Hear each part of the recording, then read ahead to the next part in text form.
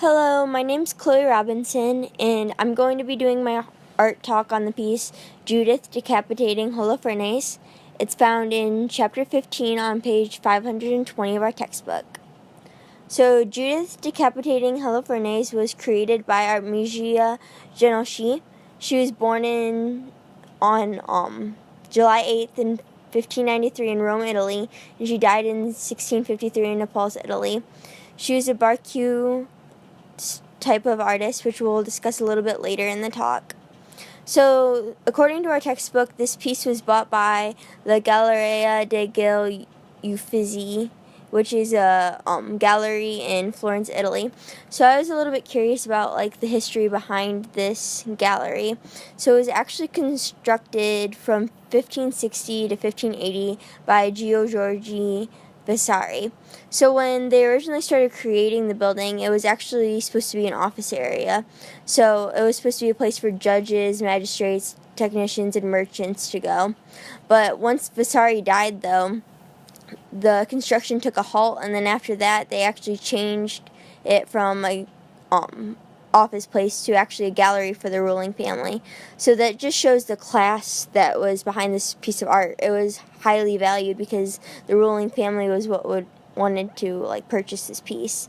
So when we go back and look at the piece itself and we try to figure out the focus, I think the thing that I was drawn to at first was the sword just going through the guy's head. I mean, it's a little bit hard not to see that. It's a little bit of a gruesome piece.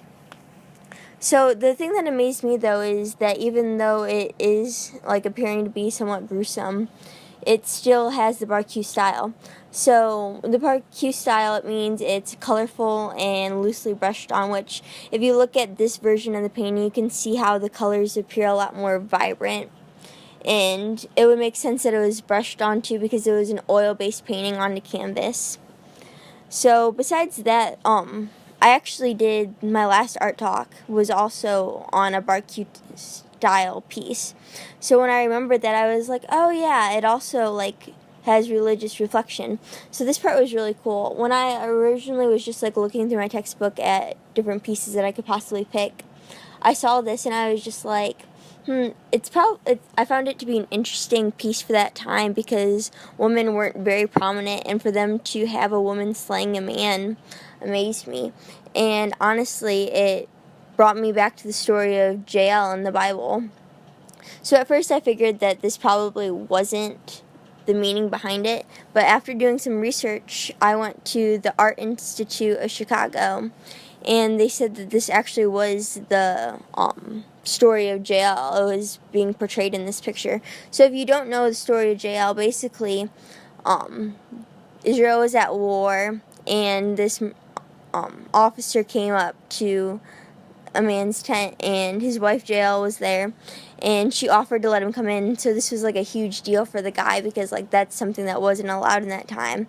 So he got excited, he got cocky, and he went in there. And while he was in there, Jael, she went ahead and took a tent stake and she just pounded it in the man's head and killed him instantly. So it was just really cool. I thought this did a great job of bringing the story to life. Like I said, before I even saw or knew the meaning behind the piece, that was what I instantly thought of. So I really liked that afterwards, knowing that it was just a testimony of how great the artwork was. So yeah, but these are my citations for it, and thanks for listening.